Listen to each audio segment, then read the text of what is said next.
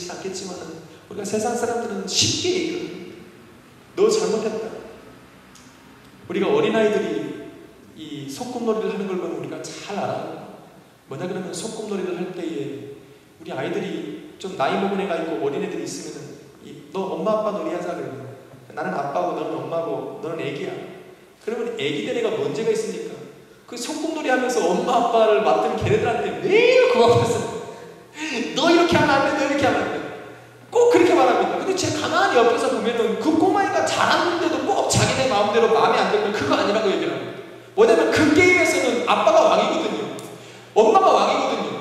그러니까 자기네들이 룰 정하고 자기네들이 법칙을 정하고 방법을 게임의 방법을 정해서 그 꼬마애들이 그거대로 하지 않으면 다 잘못된다라고 얘기를 합니다.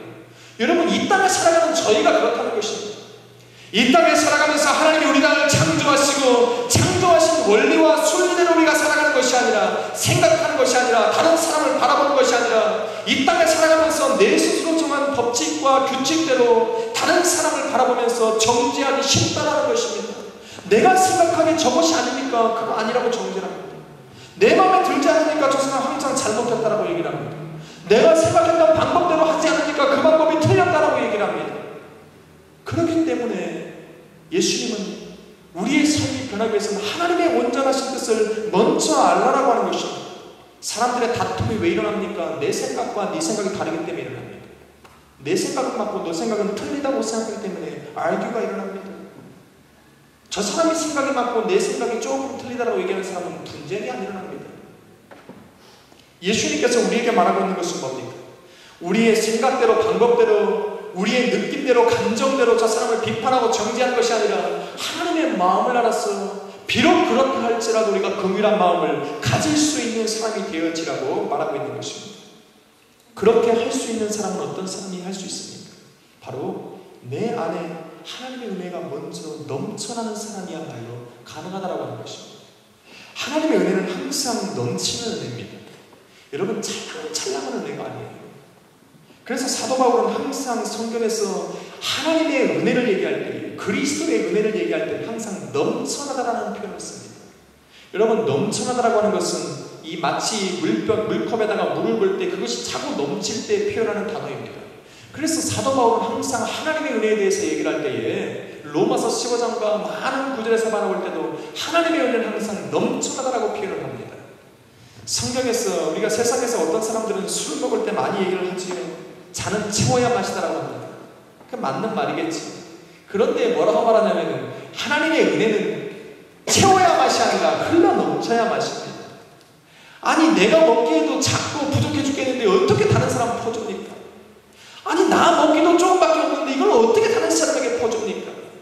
성경은 그런데 뭐라고 하냐면 내가 너에게 주는 애는 차고 넘치느라고 그렇게 얘기를 하는데 나는 이것을 흘릴까봐 아니요 부족할까봐 늘 조마조마하면서 살아갑니다. 여러분 물이 많은 호숫가에 사는 사람들이 물 걱정하는 것 같습니까? 아니요. 사막을 내가 혼자 걸어가는 사람은 내가 아마 엄청나게 큰 물통을 짊어지고 가고 있더라도 늘 목말라 할 것입니다.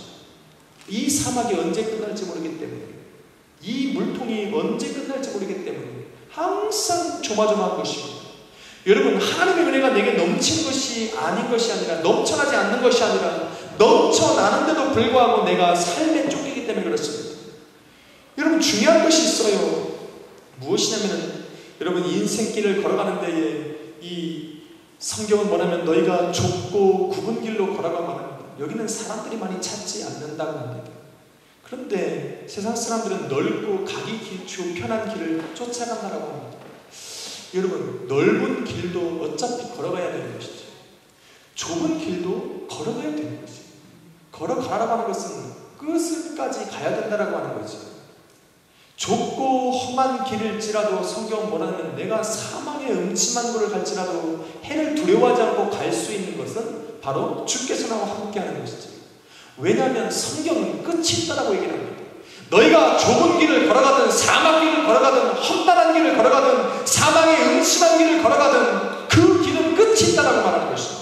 그 끝은 항상 성경에서 말하듯이 모든 것이 예수 안에서 합력하여 선을 이루는 것이요 끝이 좋은 거라고 말합니다. 그렇기 때문에 너희가 믿음으로 시작한 길이요 하나님의 은혜로 시작한 길이요 너희가 성령 안에서 시작한 길은 끝까지 걸어가라고 얘기를 합니다. 왜? 걸어가지 않고 중간에 쓰면 거기서 끝나버리니까 끝까지 가라고 말합니다. 왜? 끝까지 가면 영원한 길이 나오니까, 편한 길이 나오니까, 선한 길이 나오고 복된 길이 기다리고 있으니까 너희는 그 선한 경주를 맞추라고 얘기하는 것입니다. 그러면 여러분, 넓은 길은 편합니까? 아니요. 넓은 길도 걸어가야 되는데 넓은 길이 더 힘듭니다. 여러분, 제가 군대에서 행군을 해봤습니다. 400km를 행군하는데 마지막 남은 100km는 쉬지 않고 걸어갑니다. 발이 부르트고 막 그럽니다. 여러분, 누가 더 힘듭니까? 마라톤을 뛰는 사람이 힘듭니까? 100m를 뛰는 사람이 힘듭니까? 100m만 딱 잘라보면 100m를 달리는 사람이 더 힘들지. 그런데 왜 사람들은 마라톤이 힘들다고 할까요? 천천히 뛰는, 멀기 때문에 그렇지, 쉴 수 없기 때문에 그렇지, 42.195km를 가야 되기 때문에 그렇지. 여러분, 성경 안에서 넓고 그 다음에 뭡니까? 평탄하게 깔린 길이라도 너희는 가면 안 된다고 하는 것은 뭐냐면 어차피 걸어가야 되는데 그 길은 피곤하고 지쳐도 쉴 수가 없어요. 우리가 좁은 길을 걸어가고 험한 길을 걸어가도 예수님 안에서 걸어가고 믿음으로 걸어가는 길은 언젠가 끝이 있고 주님이 원하시는 그 순간부터 영원히 편안히 살 길이 있다면 세상 사람들이 걸어가는 그 길은 넓고 찾는 사람이 많아도 쉴 수가 없어요. 영원히 걸어가야 돼요. 앉아서 쉴 수 없고 가다가 멈출 수도 없고 끝이 없는 길을 여러분 걸어가야 되기 때문에 당장은 조금 편해도 평생 영원히 죽어서도 걸어가야 되는 길이기 때문에 여러분 그 길을 가지 말라고 하는 것입니다.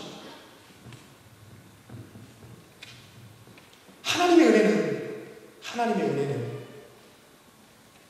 그런 어려운 삶 속에서도 여러분을 걸어가게 할 수 있다라고 하는 것입니다. 다시 말해서 그러한 길을 걸어가면서 내 잔이 넘쳐나는 사람이야 비로소 그 길을 걸어갈 수 있다라고 하고 있는 것입니다.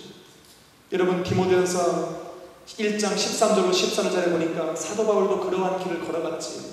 그러한 길을 걸어가면서 늘 하나님의 은혜를 얘기하고 그 은혜가 넘쳐난다라고 얘기할 수 있었던 이유는 뭐냐면 그의 경험에서 나오는 것입니다. 그의 경험이라고 하는 것은 어떤 경험입니까? 그가 다메섹 도상에서 예수님을 만났을 때에 그 예수님을 만나기 전의 삶은 완전히 주님이 원하시던 삶이 아니었다라고 얘기합니다.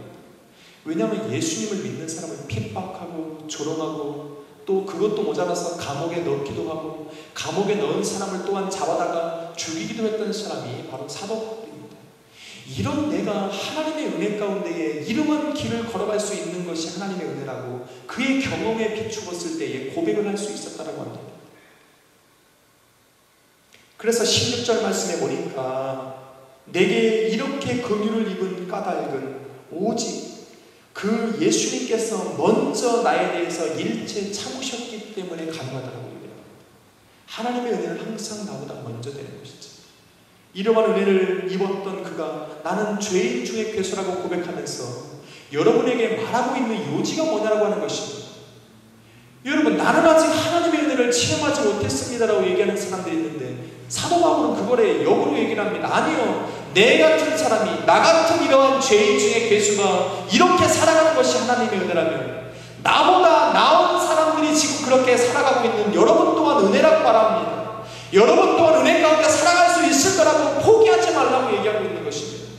여러분, 은혜의 길을 걸어가다가 포기하지 말라고 말하는 것이 사도 바울입니다. 믿음으로 시작하는 길을 돌아서지